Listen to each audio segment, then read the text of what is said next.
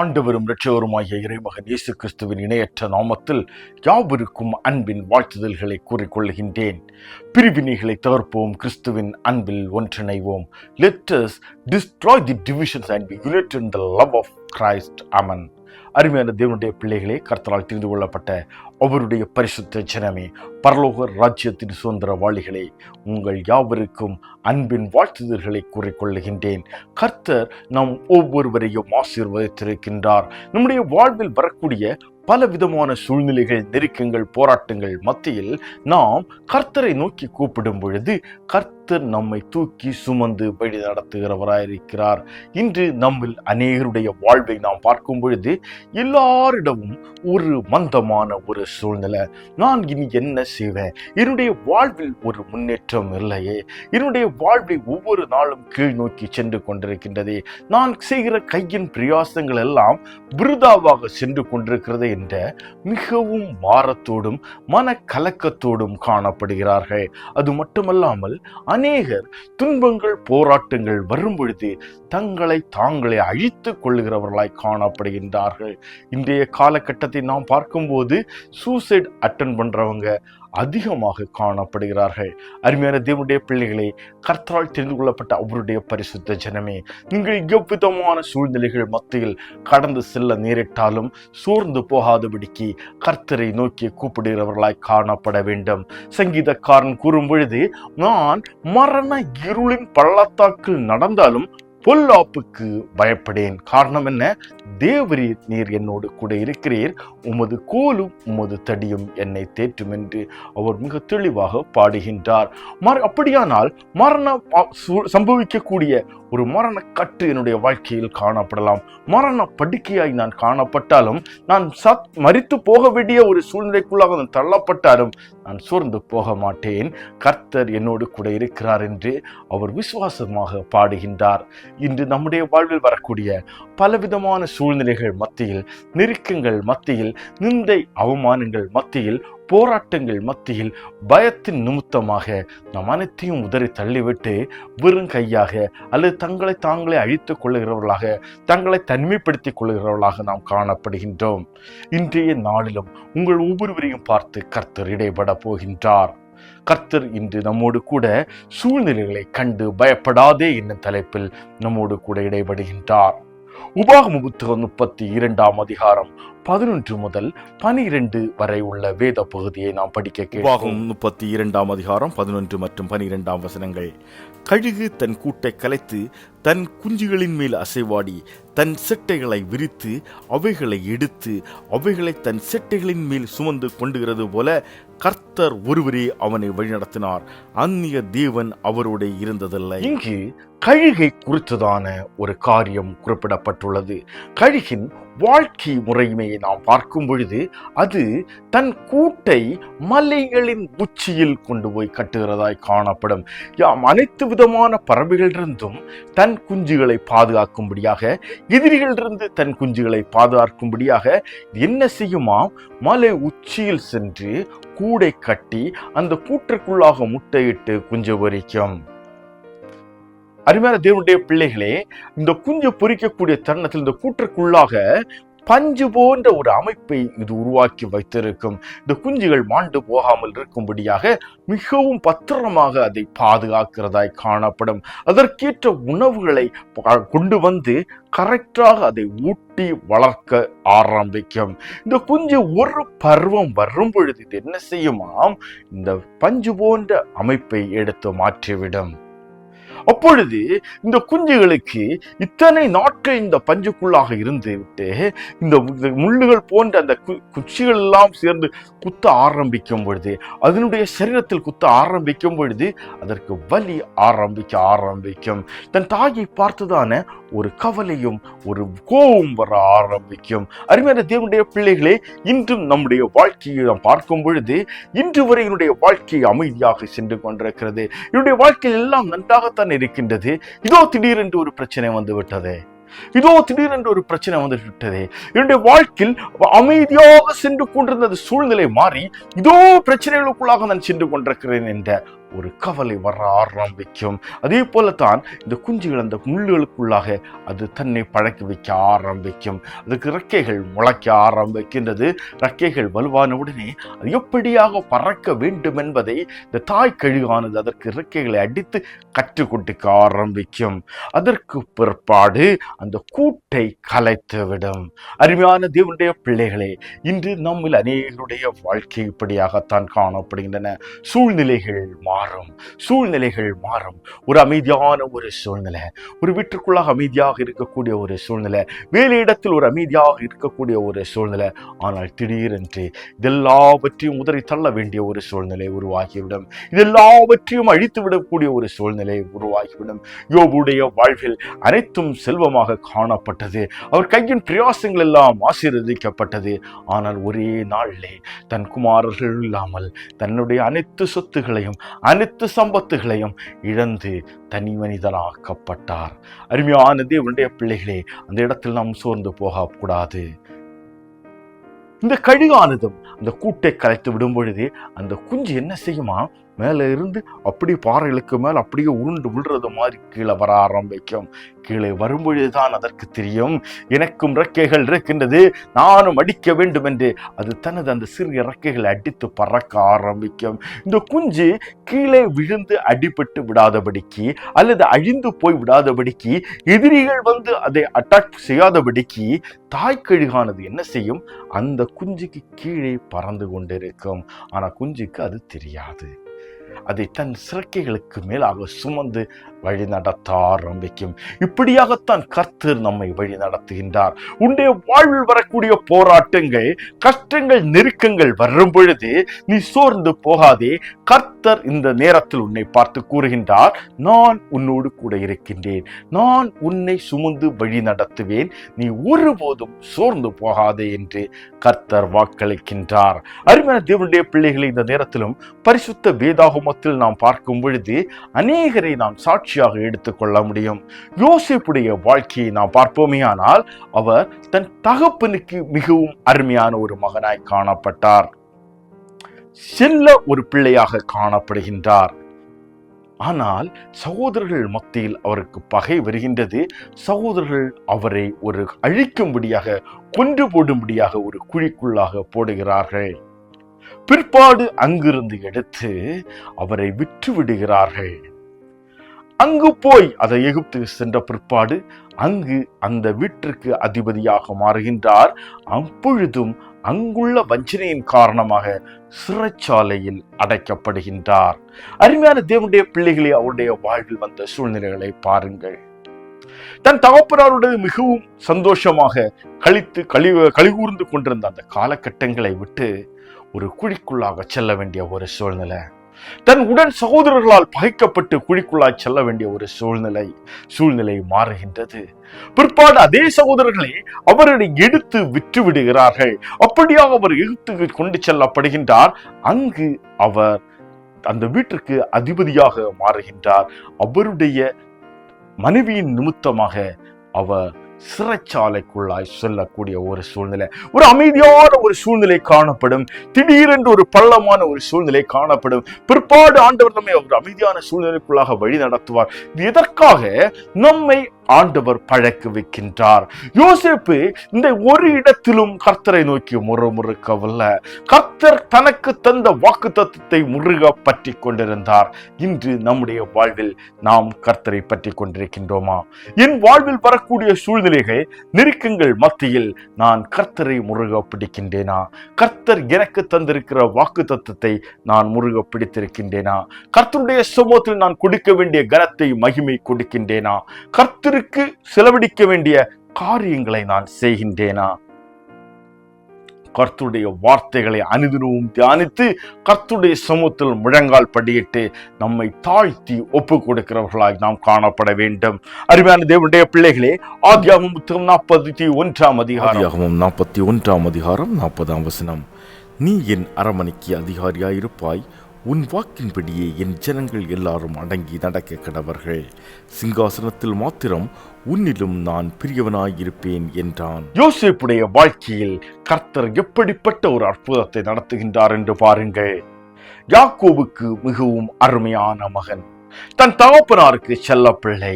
ஆனால் ஒரு தருணத்தில் சகோதரர்களால் பாய்க்கப்பட்டு குழிக்குள்ளாக விழுந்த யோசேப்பை அவர்கள் எடுத்து கானானிற்கு விற்கிறார்கள். அங்கிருந்து அவர்கள் எகிப்திற்கு விற்கிறார்கள். எகிப்தில் வந்து அங்கு அவர் அதிபதியாக மாறுகின்றார். அந்த வீட்டின் அந்த அதிபதியின் மனைவியின் நிமித்தமாக அவர் சிறைச்சாலையில் செல்லக்கூடிய ஒரு சூழ்நிலை.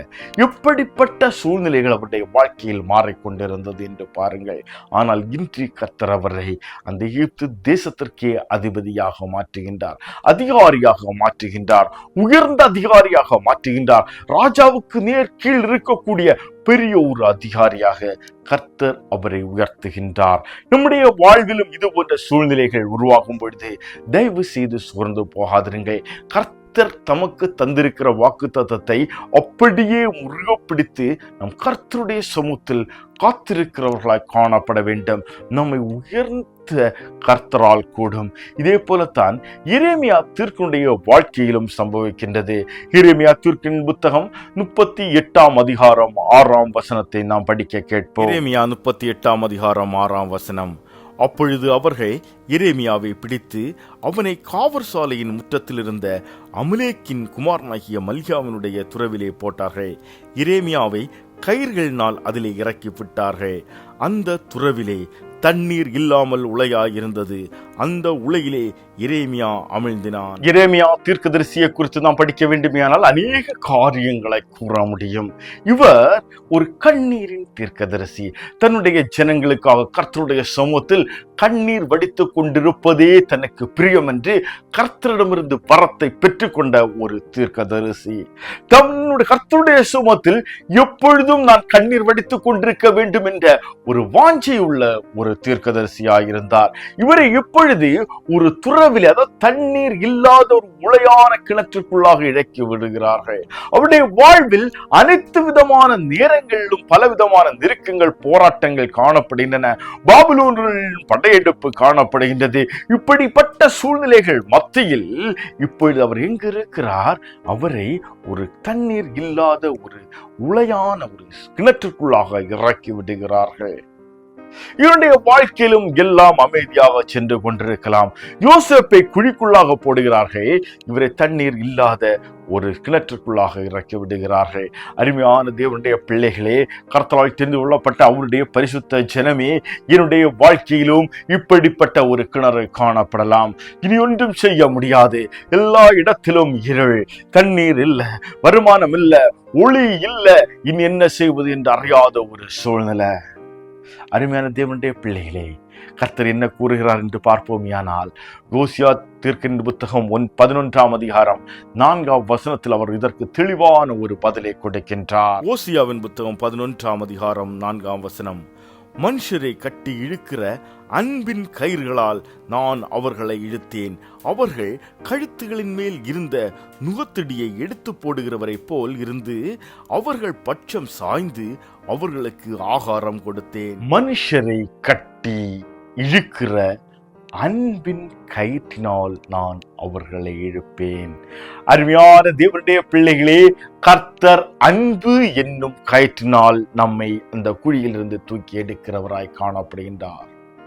எரேமியா தீர்க்கனுடைய வாழ்க்கையிலும் அந்த உளையான சேற்றிலிருந்து, அந்த உளையான கிணற்றிலிருந்து, அந்த ஊழையாத தண்ணீர் இல்லாதல், ஒரு நிவர்த்தியும் இல்லாதல் மாண்டு போகக்கூடிய அந்த கிணற்றிலிருந்து மகனை அன்பின் கயிற்றினால் தூக்கி எடுக்கின்றார்.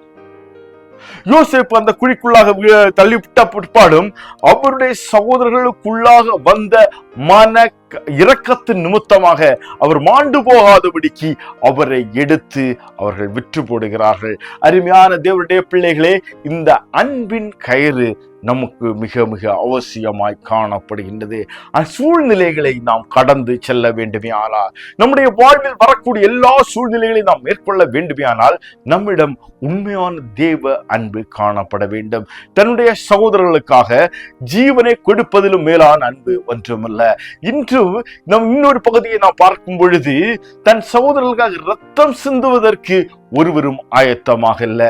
தன் சகோதரர்களை அழிப்பதற்கும் சகோதரரிடம் இருப்பதை பிடுங்கிக் கொள்வதற்குமே இன்று ஜனங்கள் ஓடிக்கொண்டிருக்கிறார்கள்.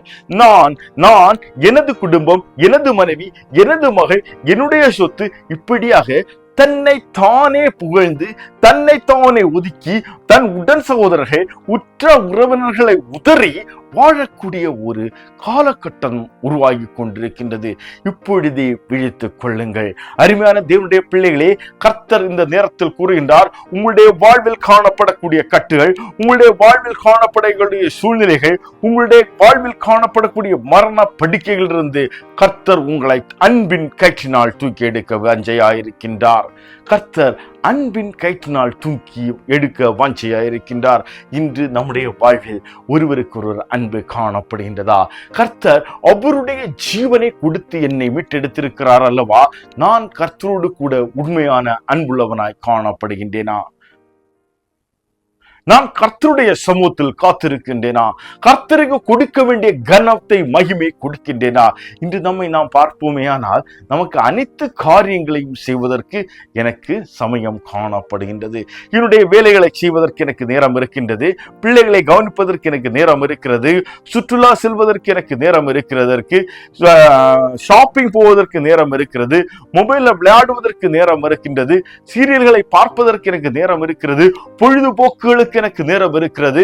ஆனால் கர்த்தருடைய சமூகத்தில் காத்திருப்பதற்கோ, கர்த்தரை முருக பிடிப்பதற்கோ, கர்த்தருடைய சமூகத்தில் தன்னை தாழ்த்தி அர்ப்பணிப்பதற்கோ இன்று எனக்கு நேரம் இல்லை. அருமையான தேவனுடைய பிள்ளைகளே, நன்றாக அறிந்து கொள்ளுங்கள். சரியான ஒரு ஃபீவர் வருமையானால் உங்களை கவனிக்க இனி ஒரு ஆள் வேண்டும். இவ்வளவுதான் மனித வாழ்க்கை. இவ்வளவுதான் மனித வாழ்க்கை. இந்த சரீரத்தினால் ஒன்றும் செய்ய முடியாது. இந்த சரீரம் அழிந்து போகக்கூடிய ஒரு சரீரம். இந்த சரீரம் மண்ணோடு மண்ணாக சேர வேண்டிய ஒரு சரீரம். இந்த சரீரத்தினால் ஒன்றும் செய்ய இயலாது. கர்த்தருடைய கிருபையை அன்றி நம்மால் இப்படி நிற்கக்கூட முடியாது என்பதை நன்கு அறிந்து கொள்ளுங்கள். அவர் நமக்கு தந்திருக்கிற கிருபைக்காக, அவர் நமக்கு தந்திருக்கிற நன்மைகளுக்காக, அவர் நமக்கு தந்திருக்கிற அனைத்து காரியங்களுக்காகவும் கர்த்தருடைய சமூகத்தில் நம்மை தாழ்த்தி அனுதினமும் ஜெபிக்கிறவர்களாய் நாம் காணப்பட வேண்டும். கர்த்தருக்கும் நமக்கும் உள்ள உறவை நாம் புதுப்பிக்கிறவர்களாய் காணப்பட வேண்டும். நம்முடைய வாழ்வில் அனைவரும் பரிசுத்தமாக வாழ முடியாது. என்னுடைய வாழ்வினாலும் சரி, சக மனிதர்களுடைய வாழ்வினாலும் சரி, யாருடைய வாழ்வினாலும் முழுமையாக பரிசுத்தமாக வாழ முடியாத ஒரு சூழ்நிலை. என்னிடம் பாவம் இல்லை என்று நான் கூறுவேனே, ஆனால் நான் என்னை நானே பொய்யன் ஆக்குகிறவராய் இருக்கிறேன் என்று வேதாகம் நமக்கு எச்சரிக்கின்றது. அருமையான தேவனுடைய பிள்ளைகள், என்னுடைய வாழ்வில் பாவம் உண்டு, ஆனால் இந்த பாவத்தை உணர்ந்து கர்த்தருடைய சமூகத்தில் நான் என்னை ஒப்புக் கொடுக்கும் பொழுது அவருடைய பரிசுத்த ரத்தத்தால் என்னை கழுகி என்னை அவரோடு கூட அணைத்துக் கொள்வதற்கு கர்த்தர் ஆயத்தமாயிருக்கின்றார். நான் என்ன செய்ய வேண்டும்? கர்த்தருக்கும் எனக்கும் உள்ள உறவை தினமும் புதுப்பித்துக் கொள்ளுகிறவனாய் காணப்பட வேண்டும். அந்த அன்பை புதுப்பித்துக் கொள்ளுகிறவனாய் காணப்பட வேண்டும். கர்த்தரோடு கூட இருக்கக்கூடிய ஐக்கியத்தை நான் இன்னும் அதிகமாக சேர்ந்து இருக்கிறவனாய் காணப்பட வேண்டும். கர்த்தரோடு கூட இணைந்திருக்கிறவனாய் நான் காணப்பட வேண்டும். அப்படி இருக்கும் பொழுது கர்த்தர் நம்முடைய வாழ்வில் காணப்படக்கூடிய எல்லா சூழ்நிலையிலும் நம்மை தூக்கி எடுப்பார். சங்கீதக்காரன் தாவீதுடைய வாழ்க்கையை நாம் பார்ப்போமே, ஆனால் ஆடுகளை மேய்த்துக் கொண்டிருந்த தாவீதை கர்த்தர் சமஸ்த இஸ்ரவேல் சாம்ராஜ்யத்திற்கு ராஜாவாக அபிஷேகம் பண்ணுகின்றார். தன்னுடைய வாழ்வில் பலவிதமான சூழ்நிலைகள் வந்தது, நெருக்கங்கள் வந்தது. கர்த்தருக்கு விரோதமான பாவங்களை செய்தார். கர்த்தருடைய கோபம் அவர் மேல் பற்றி எரிந்தது. அந்த காலத்தில் எல்லாம் அவர் எந்த இடத்திலும் கர்த்தரை விட்டு அவர் பின்மாறி செல்லவில்லை. கர்த்தரை மாத்திரமே முருக பிடித்து அவருடைய பாதத்தில் அமர்ந்திருக்கிறவராய் காணப்பட்டார். ஆகவே தான் அவர் மிக தெளிவாக பாடுகின்றார், நான் மரண இருளின் பள்ளத்தாக்கில் நடந்தாலும் பொல்லாப்புக்கு பயப்பட, எனக்கு எதிராக எது வந்தாலும் எனக்கு பயம் இல்லை. காரணம் கர்த்தரினோடு கூட இருக்கிறார். கர்த்தரினோடு கூட இருக்கிறார். இன்று நம்மில் எத்தனை பேர் அப்படியாக கூற முடியும்? என்னுடைய வாழ்வில் வரக்கூடிய சூழ்நிலைகள் மத்தியில் கர்த்தர் என்னை வழிநடத்துவார் என்ற விசுவாசம் இன்று நமக்குள்ள எத்தனை பேருக்கு காணப்படுகின்றது? விதமான சூழ்நிலைகள் மத்தியில் காணப்படலாம், வியாதியின் படுக்கையில் காணப்படலாம், பொருளாதார நெருக்கங்கள் மத்தியில் காணப்படலாம், பிசாசின் போராட்டங்கள் மத்தியில் காணப்படலாம், எதிர்கால வாழ்க்கையை குறித்ததான கவலையோடு காணப்படலாம், தன் பிள்ளைகளுடைய எதிர்காலத்தை குறித்ததான கவலையோடு காணப்படலாம், கற்பத்தின் கனி இல்லையே என்று இயக்கி காணப்படலாம். எவ்விதமான சூழ்நிலைகள் மத்தியில் நீங்கள் கடந்து சென்றாலும் கர்த்தர் கூறுகின்றார், நான் உன்னை அன்பின் கயிற்றினால் இழுக்கப் போகின்றேன். அது மட்டுமல்ல, அவர் நம் கழுத்தின் மேல் இருந்த நுகத்தடியை எடுத்து அதை லெகுவாக்குகிறவராயிருக்கிறார். கர்த்தர் சொல்றார், நீங்க அன்போடு கூட இருங்க. அன்பு சகல பாவங்களையும் மன்னிக்கும், சகலத்தையும் பொறுக்கும். அருமையான தேவனுடைய பிள்ளைகளே, அந்த தேவ அன்பு நமக்குள்ளாய் வரும் பொழுது கர்த்தர் நம்மோடு கூட இடைபட ஆரம்பிப்பார். நம்முடைய அனைத்து தேவைகளை சந்திப்பார். அவர் நமக்கு வைத்திருக்கிற ஆசீர்வாதத்தை சுதந்திரித்துக் கொள்ள நம் ஒவ்வொருவருக்கும் கிருபை பாராட்டுவார். ஆகவே தான் இயேசு கிறிஸ்து மிக தெளிவாக நமக்கு கற்றுத் தருகின்றார். மார்க்கின் சுவிசேஷ புத்தகம் 13ஆம் அதிகாரம், மார்க்கு 13ஆம் அதிகாரம் 9ஆம் வசனம், நீங்களோ எச்சரிக்கையாயிருங்கள், ஏனெனில் உங்களை ஆலோசனை சங்கங்களுக்கு ஒப்புக் கொடுப்பார்கள், நீங்கள் ஜெப ஆலயங்களில் அடிக்கப்படுவீர்கள், என் நிமித்தம் தேசாதிபதிகளுக்கும் ராஜாக்களுக்கும் சாட்சியாக அவர்களுக்கு முன்பாக நிறுத்தப்படுவீர்கள். ஆண்டவராகிய இயேசு கிறிஸ்துவை நம் சொந்த ரட்சகராக ஏற்றுக்கொண்டு அவருடைய போதனைகளுக்கு நம்மை ஒப்புக் கொடுத்து அவரோடு கூட இணைந்து வாழக்கூடிய ஒவ்வொரு கிறிஸ்தவ மனிதனுக்கும் வரக்கூடிய நெருக்கங்களை குறித்து இந்த இடத்தில் இயேசு கிறிஸ்து தெளிவாக கற்றுத்தருகின்றார். எப்படியாக? நீங்களோ எச்சரிக்கையாயிருங்கள், நீங்கள் ஆலோசனை சங்கங்களுக்கு ஒப்பு கொடுக்கப்படுவீர்கள், நீங்கள் ஜெப ஆலயங்களில் அடிக்கப்படுவீர்கள், என் நிமித்தம் அநேகருக்கு முன்பாக நீங்கள் சாட்சியாக நிற்கப் போகிறீர்கள். எப்படியாக? எவ்விதமான சூழ்நிலைகள் நெருக்கங்கள் வந்தாலும் நான் அழிந்து போக மாட்டேன், முறுமுறுக்க மாட்டேன், நான் கர்த்தரை பற்றும் விசுவாசத்தில் காத்திருப்பேன் என்று, கர்த்தர் ஒருவரே ஜீவனுள்ள தேவன் என்று அவருக்கு சாட்சியாக நம்மை அவர் நிலைநிறுத்தி இருக்கின்றார். அருமையான தேவனுடைய பிள்ளைகளே, கர்த்தரால் தெரிந்து கொள்ளப்பட்ட அவருடைய பரிசுத்த ஜனமே, பரலோக ராஜ்யத்தின் சுதந்திர வாளிகளே, ஒருபோதும் பயந்து போகாதிருங்க. சூழ்நிலைகள் எதுவாய் வேணாலும் காணப்படலாம். உங்களிடம் காணப்படக்கூடிய அந்த கம்ஃபர்ட் சோன் மாறி உங்களுடைய சோன் மாறும் பொழுது மிகவும் பாரத்தோடு காணப்படலாம், மிகவும் நெருக்கங்களோடு காணப்படலாம், மிகவும் மனம் கலங்கி காணப்படலாம், கண்ணீரோடு நீங்கள் காணப்படலாம். கர்த்தர் கூறுகின்றார், உன் சூழ்நிலை மாறும். நீ இப்பொழுது இருக்கக்கூடிய உன்னுடைய சூழ்நிலை மாறும். குழியில் இருக்கக்கூடிய உன்னை அன்பின் கயிற்றினால் நான் தூக்கி எடுக்கப் போகின்றேன் என்று கர்த்தர் வாக்களிக்கின்றார். கர்த்தர் வாக்கு மாறுகிறவர் அல்ல. அவர் வாக்கு தத்தங்களின் தேவன். அவர் வாக்கு தத்தங்கள் உண்மை உள்ளவராயிருக்கிறார். அவர் வாக்கு தத்தங்களை நிறைவேற்றுகிறவராயிருக்கிறார். கர்த்தருடைய பராக்கிரமம் அதை செய்யும். அருமையான தேவனுடைய பிள்ளைகளே, நாம் ஆராதிக்கிற தேவன் அவர் ஜீவனுள்ள தேவனாயிருக்கிறார். அவர் இந்த நேரத்தில் உங்களை பார்த்து கூறுகின்றார், உங்கள் வாழ்வில் காணப்படக்கூடிய எவ்விதமான கட்டுகளாய் இருந்தாலும் நீங்கள் என் அண்டை வருவீர்களே, ஆனால் அந்த கட்டுகளிலிருந்து நான் உங்களை தூக்கி எடுப்பேன். எவ்விதமான கட்டுகள்? மரித்து போயிருந்த லாசருவை உயிரோடு எழுப்பின தேவன் இன்று நம் மத்தியில் இருக்கின்றார்.